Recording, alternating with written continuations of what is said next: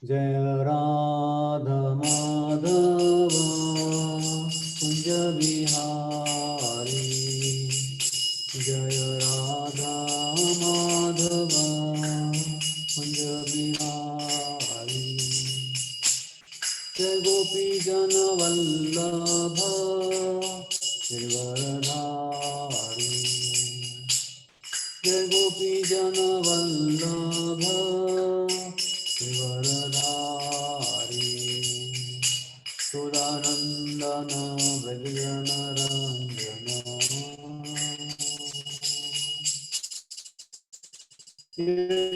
Sudanandana Vrajana Ranjana. Yamuna Tira Vanachari.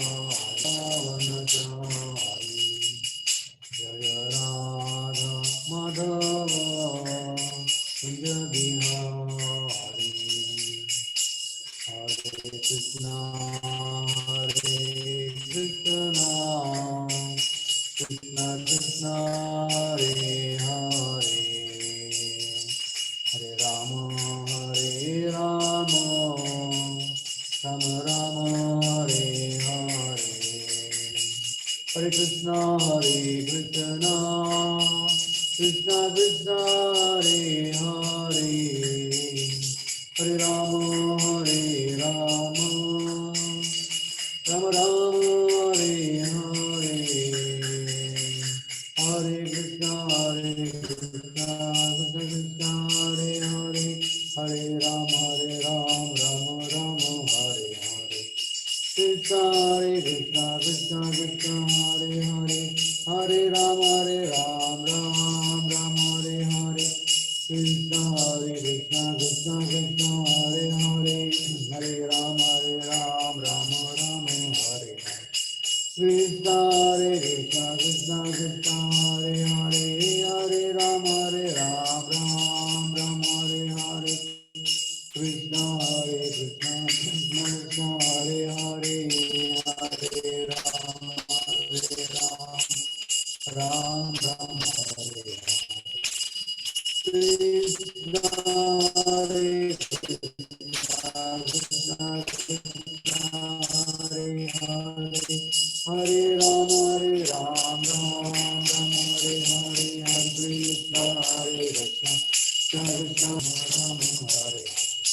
Krishna Hare Rama Rama Hare Hare. Hare Krishna Krishna Krishna Hare Hare. Hare Rama Rama Hare. Jaya Krishna Balaram Balaram Jaya Krishna Balaram. Jaya Radha Shama Hare. Jaya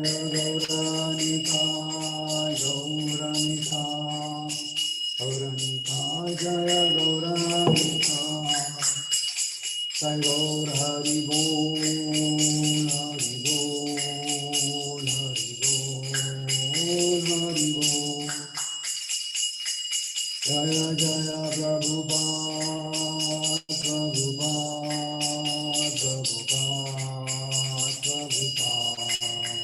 Jaya Jaya Gurudev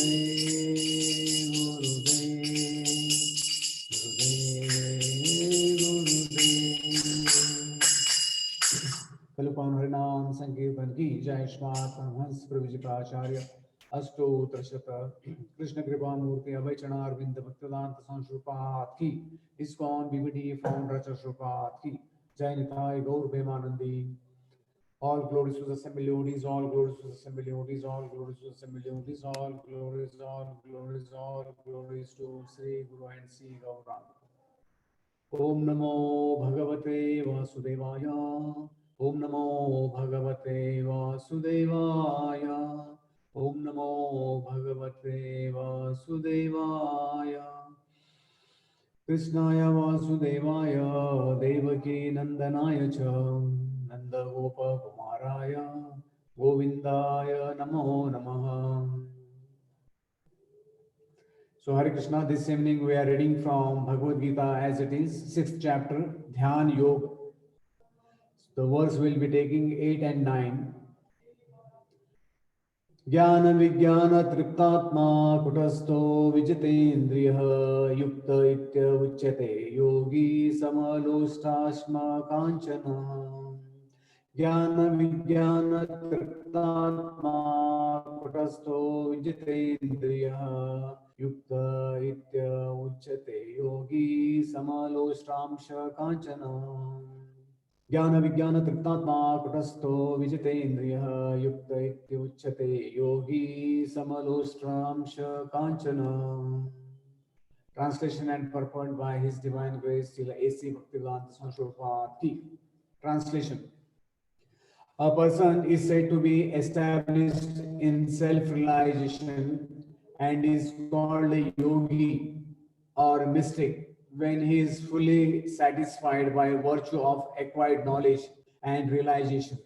Such a person is situated in transcendence and is self-controlled. He sees everything, whether it be pebbles, stones, or gold, as the same. Purport. Book knowledge without realization of the supreme truth is useless. Thus it is stated as follows. Chaitanya Charitamrita. Atha Sri Krishna namadi na bhaved grayam indriye sevan mukhehi sivadho swayameva spurate adha. No one can understand the transcendental nature of the name, form, qualities, and pastimes of Sri Krishna through his materially contaminated senses. Only when one becomes spiritually saturated by transcendental service to the Lord are the transcendental name, form, qualities, and pastimes of the Lord are revealed to him. Bhakti Samrit Sindhu 1.2.234. The Bhagavad Gita is a science of Krishna consciousness. No one can become Krishna conscious simply by mundane scholarship.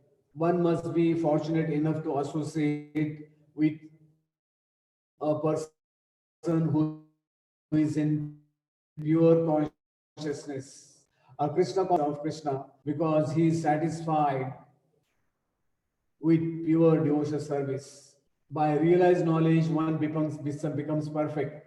By transcendental knowledge, one can remain steady in his convictions. But by mere academic knowledge, one can be easily deluded and confused by apparent contradictions. It is realized soul who is actually self-controlled because he is surrendered to Krishna. He is transcendental because he has nothing to do with mundane scholarship. For him, mundane scholarship and mental speculation, which may be as good as gold or others, are of no greater value than pebbles and stones. Om Jnana-Timirandasya Jnana-Shalakhaya Chakshurunmithamena Tasmai Sri Gurave Namaha. Jai Sri Krishna Chaitanya Prabhu Nityananda Sri Advaita Gadadhara Sivasadi Gaur Bhakta-vrinda. Hare Krishna Krishna Krishna Hare Hare Hare Rama Rama Rama Hare Hare. So this evening, what we see here, basically, in Bhagavad Gita, in this chapter, in this section, from between verse number 7 to 9, Krishna explains the symptoms of yoga ruda to yoga ruruksha.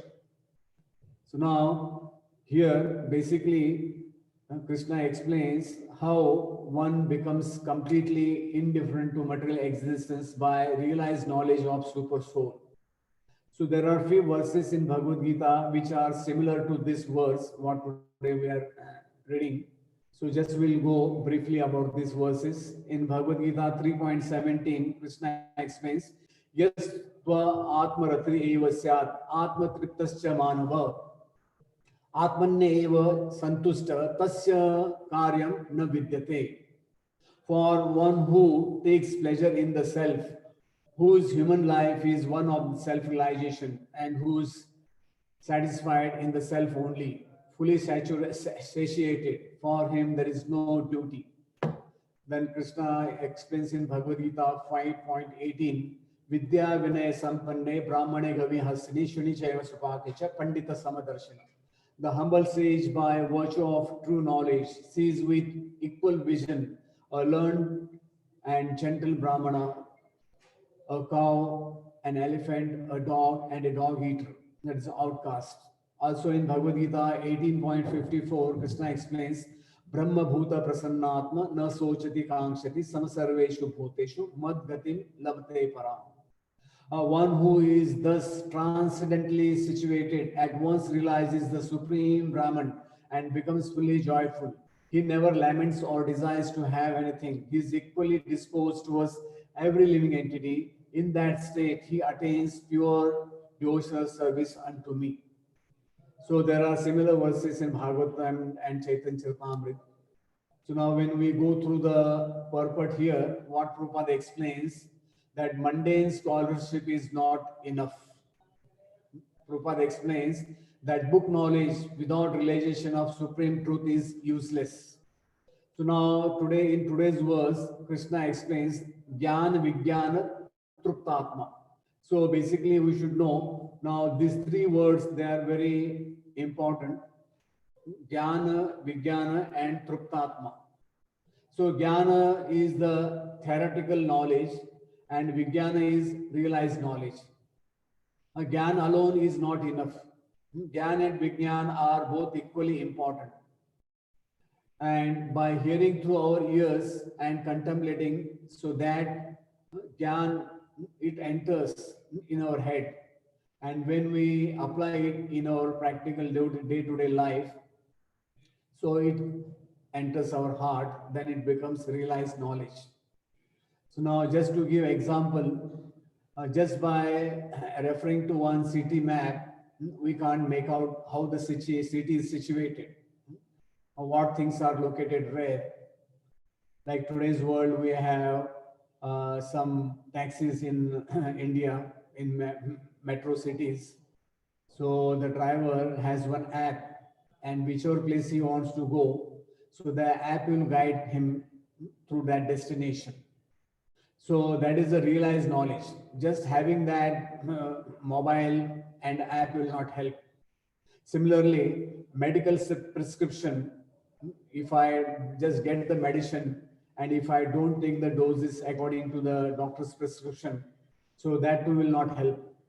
Similarly, if I learn cooking and if I make varieties of foodstuffs, but unless I eat those things, I can't realize how they taste.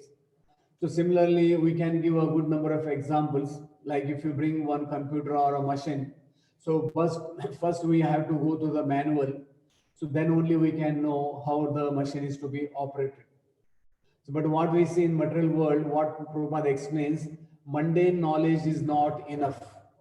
Oftentimes Prabhupada, he quoted, there was one Indian president, his name was Dr. Radhakrishnan. Even he also wrote on Bhagavad Gita. And what we find in India and throughout the world, there are 1,000+ people who have written on Bhagavad Gita as per their mundane scholarship, whatever they have, their knowledge, limited knowledge. So we know in the material world, basically a conditioned soul tend to make 4 kinds of mistakes. So first is we do mistakes that is called to err is human. Then our senses are imperfect. Then we have our knowledge is defective and we have cheating tendency. So in this way we can understand a material world, people, whatever they conceive according to their knowledge, that is not the right thing. So Mahabharata explains that dharmasya tattvam nihito guhayam mahajana ena gata sa pantha. So that means that knowledge of scriptural knowledge, they are given in a condensed form. That is called sutra. We have Vedanta Sutra. So and there are so many verses, they are given in a condensed form, like Athato Brahma Jigyasa. This one statement carries so many meanings. So that's why it is called Sutra. And in today's world, what we see, so many people, they write there according to their mundane scholarship, whatever they get knowledge through the universities and other things, because there they don't have the true knowledge.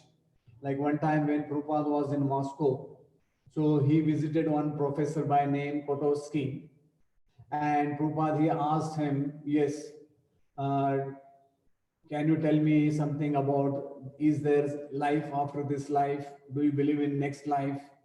So this professor, what he told Prabhupada, this is the only life, there is no other life after this life. So in material sense, what we see, people, they are taking so many big scholars, they are going through so many educational systems. And today's world, there are so many this mundane, like so-called, what we call in our this thing, Mahajan. In material world also, there are so many Mahajan, they are writing their own things, what they understand as per their knowledge. So now we have like, now also in India, this Darwin theory is taught, also theory of creation, Big Bang, so many knowledge which is given, it is totally, it is not proper. Also medical science, so many lakhs of students, they become doctors every year, but they don't have the knowledge of the soul. What they consider, once the body becomes cold, it is gone. They don't understand what is the consciousness. So this is the flaw of modern education, that people don't have the knowledge of the soul. So in the medieval period in Europe, there was a big scholar, Socrates. So what we see, when Socrates, he was being given death penalty, that he has to drink a cup of poison. So he said, okay, this is not a big deal for me, but still you can't catch me. Even if I drink this, my body will be dead, but you can't catch my self, that is the soul. So Prabhupada explains that how to realize book knowledge. Prabhupada explains that by rendering transcendental devotional service to the Lord. And Prabhupada refers to Bhakti Rasamrita Sindhu 1.2.234. Atha Sri Krishna Nama Adi na bhavid grahe indriya Jivan Mukhe. And Prabhupada explains that therefore material senses cannot appreciate Krishna's holy name, form, qualities and pastimes. When a conditioned soul is awakened to Krishna consciousness and renders service by using his tongue to chant the Lord's holy name and taste the remnants of the Lord's food, the tongue is purified and one gradually comes to understand who Krishna is. So here what we should understand, like to understand devotional service, it is like a small child. When the child is born, the first requirement for him is like he is to take the breathe. He has to breathe. Then he is to be clean. Then he is given milk. After maybe 6 months, 1 year, he is given mild porridge, something like that. When his teeth they come out, then gradually he can eat. Then he has to go through LKG, UKG, like that, then first standard, then he goes to higher secondary school, primary school, then higher secondary, then college, like that. So similarly, in Bhakti also, it is directly by reading books no one can understand the scriptures. Now, what we see, basically the Western scholars, what they call the Indian scriptures, they are more or less, they what they call as a mythology. What they explain, it is a myth.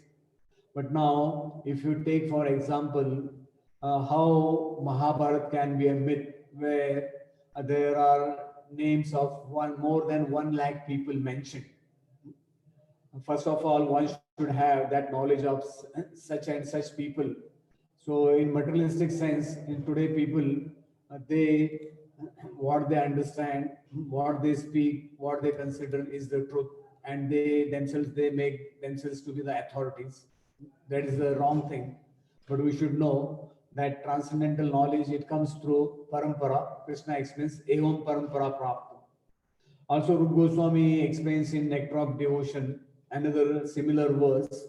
Ādau shraddha tatha sadhu sangatha bhajana kriya tatho anartha nivritti shat tatha nishta ruchi tatha asaktis tatho bhavas tatha premanchadanti sadhakanam ayam premanah pradurbhave bhavet kramana.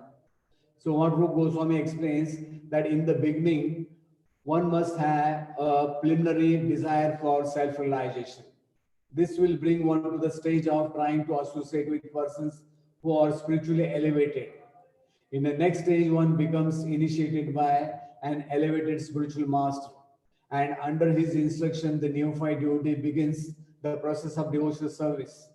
And by execution of devotional service, under the guidance of the spiritual master, one becomes free from all material attachment, attains steadiness in self-realization, and acquires a taste for hearing about the Supreme Personal Godhead, Sri Krishna. This state leads one further forward to attachment for Krishna consciousness, which is matured in bhava, or the preliminary stage of transcendental love of Godhead. Real love of Godhead is called prema, the highest perfectionless stage of life. So now today's verse, as I told before, so jñāna-vijñāna-tṛptātmā. Bhagavatam, there's one nice verse explains that as one eats his food, gradually he feels satisfied, content.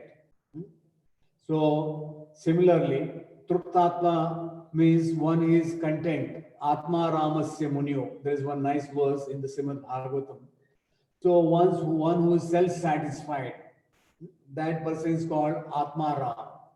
So in Bhagavatam, in Krishna Leela, when the Brajavasis, when they are offering prasadam to Giriraj Govardhan, so Giriraj was shouting Aniyor, Aniyor, Aniyor, Aniyor. So this way the Brajavasis, they were making more and more food stuff, and they are offering to Giriraj.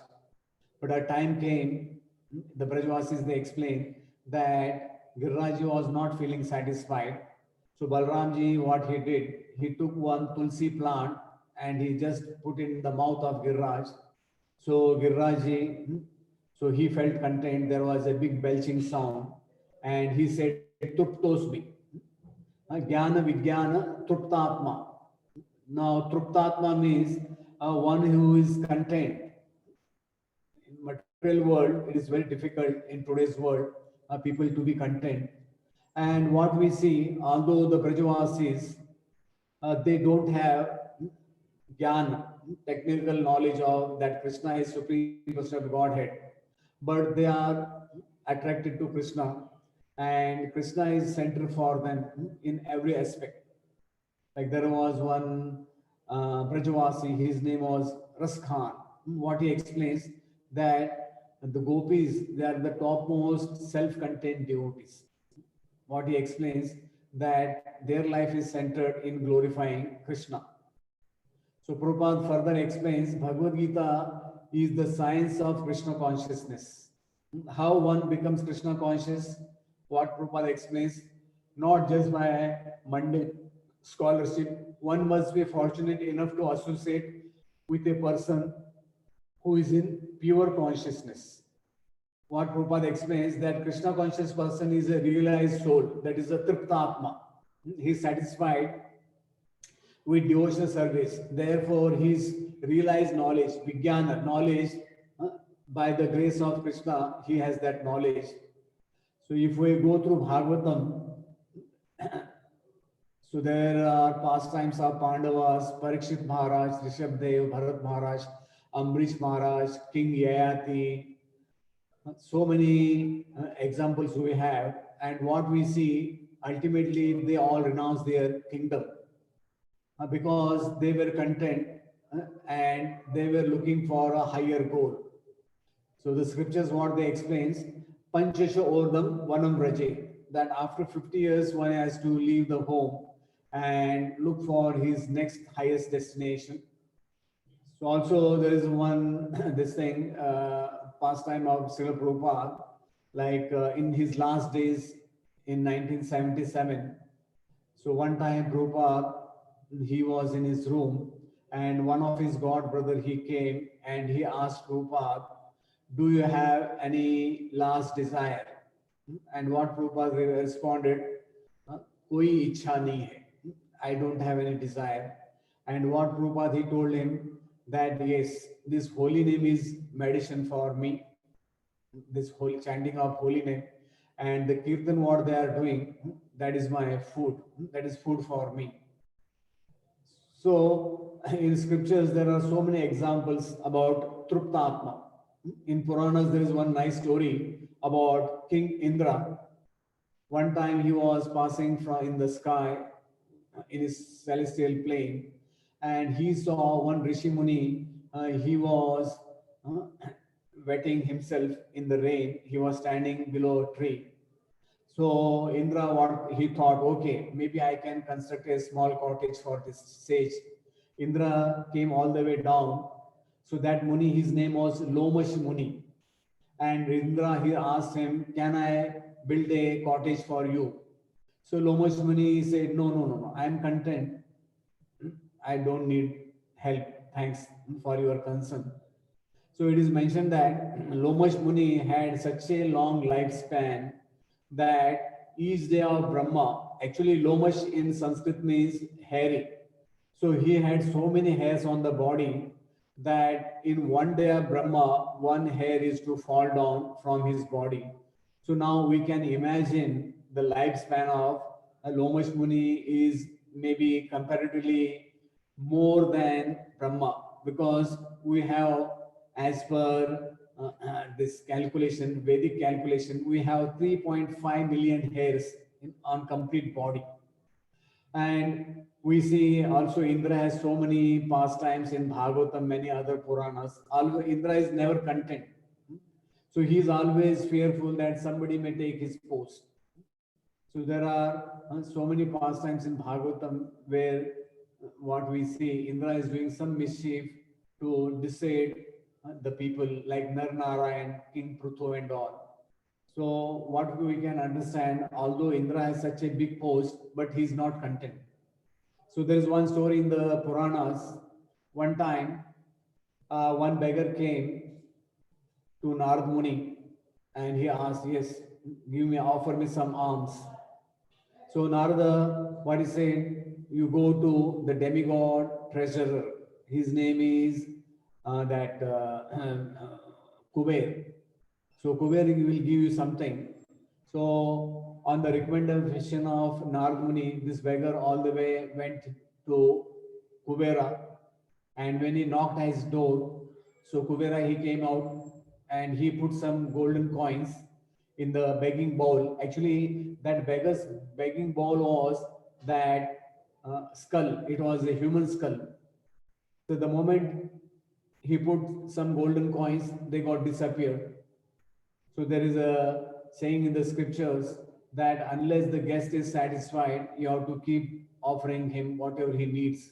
So that way, what happened from morning until evening, Kubera was emptying his treasury, but whatever he was putting in the skull of that beggar was disappearing. So it was evening time. So what happened? Narad Muni came over there. He knew something is going to happen.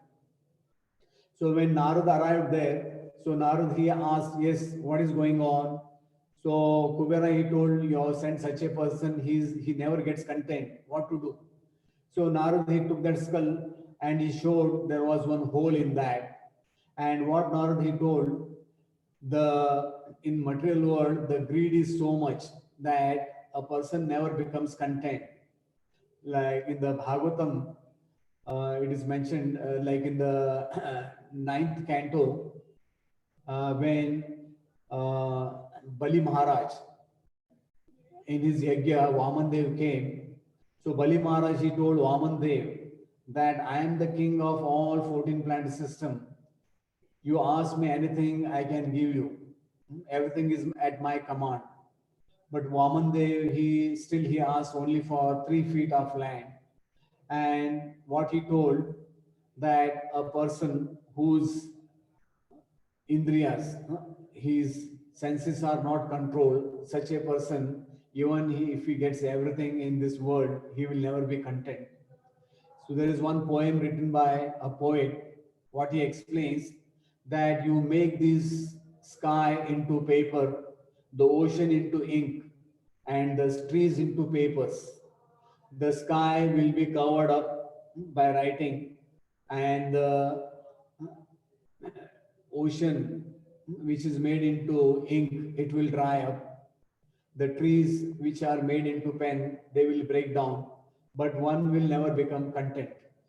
That is what is the materialistic world, what we see today. People are not content. They are adding more and more and more zeros to whatever their saving is there. So there is one good example of Chanakya Pandit. He was a court Pandit of Chandragupta Maurya king. So one time what happened, this king was visiting Chanakya Pandit in his hut. So what he saw, that Chanakya Pandit has lit a very small lamp. He's using a very small lamp. So the king was taken back. He asked Chanakya Pandit, why you are using such a small lamp? So what Chanakya Pandit he said, I am not a big man and I don't need a big lamp. So whatever light I need, I use a small lamp for my own purpose. So from this, we can make out that Chanakya Pandit was content, although he could have lived in a big palatial building, but he was content. So in Chaitanya Charitamrita, Krishnadas Kaviraj Goswami, he quotes one nice verse, Krishna Bhakta Nishkam Ataiva Shant, Bhukti Mukti Siddhi Kami Sakle Ashant. Because a devotee of Lord Krishna is desireless, he is peaceful. Fruity workers desire material enjoyment, Jnanis desire liberation, yogis desire material opulence. Therefore, they are all lusty and cannot be peaceful. So we have the best example in recent times, like about it is mentioned that one king he visited India. Basically, he came to loot India. His name was Alexander the Great. So to make the story short, Alexander he came to rob India. But one time, what happened? Where he was living in a hutman, so a thief entered, and this thief was caught by his guard. And these guards they brought this thief to the king, and the king asked, "Yes, what is happening?" So they told he entered your hutman and he was trying to steal some valuables. So the king said, okay, cut off his head. But the thief was very bold. What he said, I want to speak you something. So what the thief said, there is a saying in Bengali, Hira chor, chor hai. Hira means a small vegetable which is called cucumber. And Hira means very a jewel which is very costly. So, but a person who steals either a cucumber or a jewel, they are thieves. So King Alexander could understand, yes, what this fellow is speaking. So it is mentioned that Alexander he went back to Macedonia, and before leaving his body, he got a big realization. Yes, I wasted my life in stealing so many opulences throughout the world, but now I have to go empty-handed. So what he told his minister, yes, when my this thing will be taken out, body for the final burial in the procession, you should keep my hands open. And if somebody asks, yes, why the king's hands they are kept open like that, so you should tell them that I was a biggest fool, that I never knew that one day I have to go empty-handed. So there is a saying that yes, we have come empty-handed and naked, and we'll go empty-handed. That is what is the understanding we should have. And Prabhupada gives one good example. So in Bengal, there was a king by name Balal Sain, somewhere in Navdeep surrounding area. And one time this king was on a morning walk, and this king, he came across a Brahmana who was living underneath a tamarind tree. So the king, seeing his condition, bad condition, what the king proposed him, I can make a nice house for you. So, but the Brahmana, what he's saying, I don't need that. I'm very happy underneath this tree. I get some tamarind flowers, I get some grains from the field. So I am happy with my present situation. So this way, what we see material world, the people all the way, they become old, 60, 70, 80 plus. Still, it is very difficult for them to renounce. And there is one practical life example of King Henry Ford. So most of you know his great grandson, Ambrish Prabhu, is in serving Prabhupada mission. So this Henry Ford, in his bygone days, when he was very old, one time he went to a ocean side for a morning walk. So what happened, while he was taking his morning walk, he saw one native red Indian resting, and he was a very young, handsome native Indian. So he was relaxing under that hot sun. So seeing him, Henry Ford, he became somewhat perturbed, and he chastised that red Indian. You fool, what you are doing here? You are just wasting your life. You should work hard like me. So, but that red Indian, somehow he was thinking, yes, what has happened to this man? Although he didn't know this fellow was a Henry Ford. So Henry Ford, he asked him, do you know who am I? And he told, I am Henry Ford, the owner of Ford Motors. Do you know how much property do I have? So, but this red Indian, he was so simple, down to earth. What he was thinking, why is spoiling my day? So material world, what we see, unless one is tṛptātmā, unless one becomes content, there is no chance of a person progressing on the ladder of yoga, coming to bhakti yoga. So further Prabhupada explains that steady in conviction by strength of his realized knowledge. So when we do our sadhana bhakti, so gradually what happens, through different realizations, we get conviction and we become steady in devotional service. And what Prabhupada explains that by mere academic knowledge, one can be easily deluded and confused by apparent contradictions. So what Prabhupada explains, one has to be self-controlled by the strength of his realized knowledge. Prabhupada explains that mundane scholars and mental speculators, for them, gold and other things, pebbles may be the different thing, but for a person who is on a higher level, for him, everything is same. So Prabhupada explains, need to associate with Krishna conscious persons is emphasized by Prabhupada. So what Prabhupada explains, Bhagavad Gita is the science of Krishna consciousness and cannot be understood by mundane scholarship. Prabhupada explains, real fortune is to associate with one in pure consciousness. So pure consciousness means one who is engaged in devotional service and who can give us the right knowledge. So now we'll come to the next verse, verse number 6.9. suhṛn-mitrāry-udāsīna madhyastha-dveṣya-bandhuṣu sādhuṣv api ca pāpeṣu sama-buddhir viśiṣyate. A person is considered still further advanced when he regards honest well-wishers, affectionate benefactors, the neutral mediators, the envious friends and enemies, the pious and the sinners, all with an equal vision.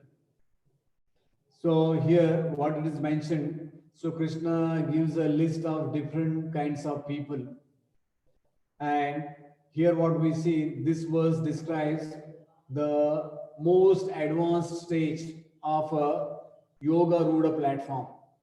It is difficult for even great sage to give a family attachment, yet Krishna recommends sama-buddhir. The yogi must be equal to family members, friends and enemies. So here, the ultimate stage of a person who is on a yoga ladder is mentioned. So what we see, we tend to consider someone who appreciates us as a good man and good discrimination, but view one who doesn't as enemies. Now here, these words we will try to understand.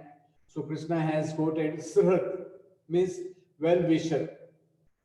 So in material world, we see basically people are our well-wishers as long as we have good money, good standing in the society.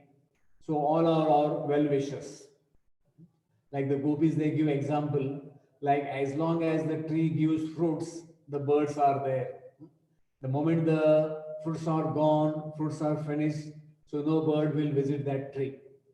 So well-wishers in material world, as long as you have some money, you have some economic power, people will be your well-wishers.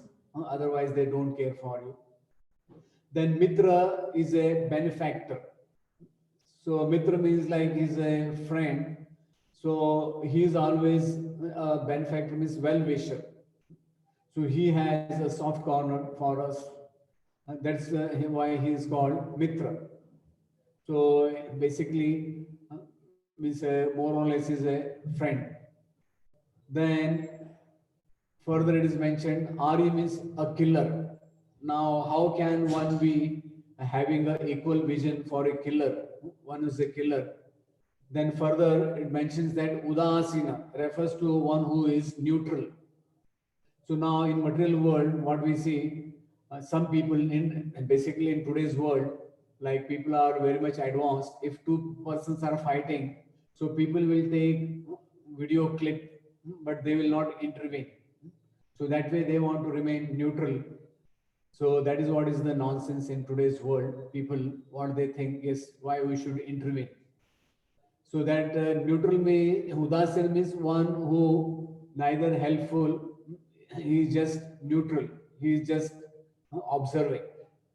So then further Krishna explains madhyastha, an impartial judge. So oftentimes we get some people, yes, they are ready to help us to some extent. So that such a person like a judge, so he's called impartial. It's called madhyastha, means who is giving the right judgment. Such a person is called madhyastha. Impartial judgment he can give, concern, but neutrally meditating between belligerents, means he is trying to give a equal understanding. Then dvesya, envious. Now when it comes to envious example, Duryodhan, Krishna, he asked him, yes, why don't you give only just 5 villages? Pandavas, they are very much content, they are sadhu.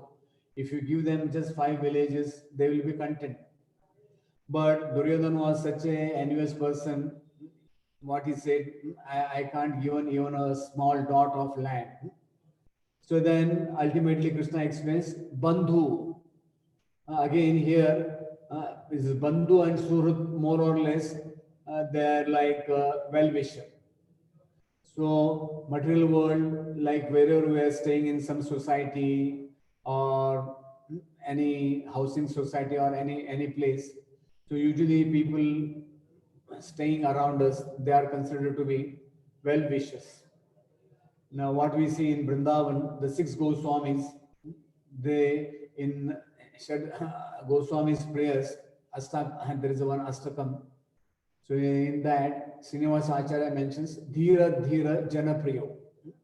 So they were equal to Dhira and Adhira. So here, whatever different varieties of people are mentioned, different categories. So the 6 Goswamis, they are more or less, they were having that equal vision. To come to that standard it will take time. One has to be very much elevated in devotional service. So now the question comes that how can we see all such persons equally? It is more difficult to see these equally than to equally view pebbles, stone and or gold. If one is able to achieve this platform, however, his meditation becomes uninterrupted. So to achieve or to come to this stage is it can be possible. It depends upon a devotee how he is situated. Like in devotional service also there are devotees of three categories: Kanishta, Madhyama and Uttama Adhikari. Like where there is a nice example of Rantidev in the 9th canto. So when Rantidev was fasting for 48 days, and after 40 days when he was about to break the fast, so he got some prasadam, half of which he gave to the family members. Then a Brahmana guest came, he gave him the half. Then a Shudra came, a Chandala came. So ultimately he was just left with some water. So it is mentioned in the Bhagavatam. So Rantidev was such an elevated person, he could see the Supreme Lord, the Super Soul in all the living entities. So also Bhagavad Gita, Krishna explains, Brahma Bhuta Prasannatma, Vidya Vinay Sampanne, Brahmane Gavyasini, Shuni Shaiva Supakecha, Pandita Samadarshina. Samadarshina means one who sees either pebbles, stones or gold in a normal manner. He considers everything to be on a normal level. So now one thing we should take in our understanding. So this last three verses, 7, 8, 9. So basically this verse, according to our acharyas, it is mentioned that according to various elevations, different parts of the ladders are known by different names. But all in all, the complete ladder is called yoga and may be divided into three parts: Jnana Yoga, Dhyana Yoga, Bhakti Yoga. The beginning of the ladder is called Yoga Rurukshu. The highest rung is called Yoga Ruda. So now this 9th verse, it is more or less a person on Yoga Ruda platform. It is mentioned, yes, a person on Yoga Ruda platform. What is his understanding? Like we have our acharyas, like the best example is given of Gaur Kishore Das Babaji.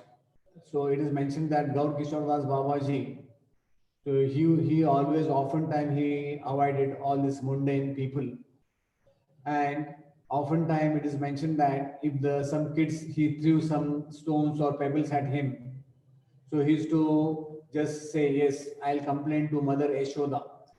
What he saw these urchins or these kids as the Krishna or Balram or this Brajvasis, like that.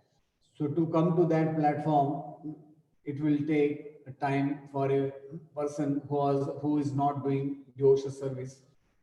So now we'll go to the commentaries of our Gaudiya Acharyas. So Sridhar Swami, he mentions the characteristics and superiority of one has established themselves in yoga or other science of the individual consciousness attaining communion with ultimate consciousness, which have been previously mentioned, are now being concluded and substantiated by Lord Krishna. Jnana, knowledge, which has been received from instruction. Vijnana is intuitive, realization arising from perception. One who is self-satisfied within, needing no external material stimulus, is free from agitation and fixed within, all the senses under control. Such a person has equal vision towards all and is wrapped in meditation. Further, Sridhar Swami explains that one who looks equally upon these persons mentioned, well-wishers, this is for 9th verse, well-wishers, enemy, superior to even one who is performing yoga or the science of individual consciousness, attaining communion with the ultimate consciousness, a well-wisher, a benefactor towards one, a friend, affectionate, and enemy causes harm, and envious are persons of aversions. The good are those of righteous behavior, the sinful are those of unrighteous behavior. The person who, through strength and clarity of mind, is able to look in equanimity upon all, without a doubt, excels even the yogi. So Vishwanath Chakravarti Thakur explains that he is devoid of desires, being satisfied by knowledge attained by teaching, jnana and realization, vijñāna. He remains situated in one nature at all times, kūṭa-stho. Since he has no attraction for any object, he sees equal a lump, dirt, a rock, and gold. Then further he explains for ninth verse, the yogi sees equally the person who wishes one well, suhṛn, by his nature, one who actually does good out of affection, mitra, the killer, hari, one who is neutral in times of conflict or honor, udāsīna, the mediator who tries to resolve conflict between two sides, madhyastha, the person who deserves hatred because he harms one, dveṣyate, the relative, bandhu, the follower of dharma and the follower of adharma. This position is superior to that of seeing dirt and gold as the same. Now, Baldev Vidyabhushan, he explains that these three verses, 7, 8, 9, now speak of favorable conditions for beginning yoga practice for a person whose mind is unchanged, jñāna-vijñāna-tṛptātmā, in heat and cold, honor and dishonor, devoid of attraction and repulsion, prashantasya, the atma, and becomes completely paramam, absorbed in meditation, samadhi. So one who is satisfied, whose mind is filled with knowledge from scriptures, jnana, and realization of individual atma, vijñāna, who is situated at all times in the same nature, kūṭa-stho, who has conquered the senses because of being fixed only in atma apart from matter, who sees all matter such as a lump or stone or gold as one.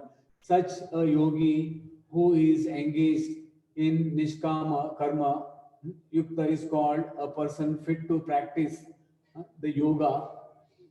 So this way, what we see here from today's verse, what we can understand, especially three aspects, that jñāna-vijñāna and tṛptātmā.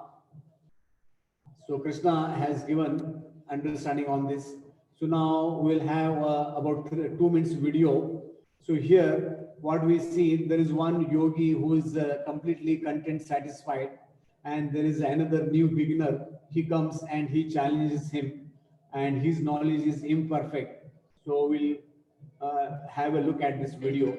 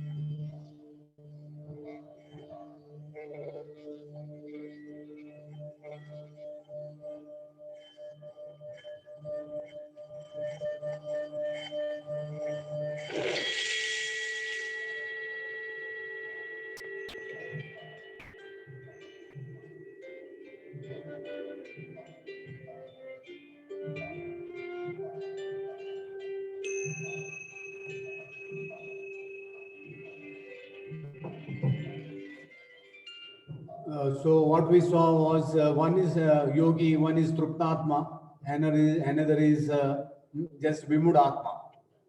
So now we can understand what is the difference between tṛptātmā and a vimudatma. Vimudatma means who is foolish, who doesn't have any knowledge. So Hare Krishna. So anyone has any comment or questions, we'll take.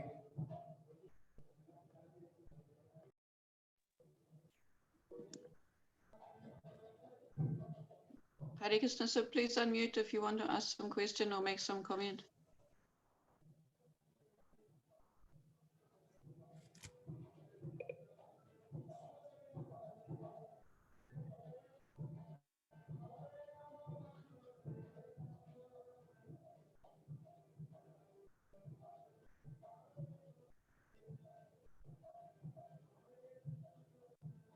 So no problem. We'll conclude.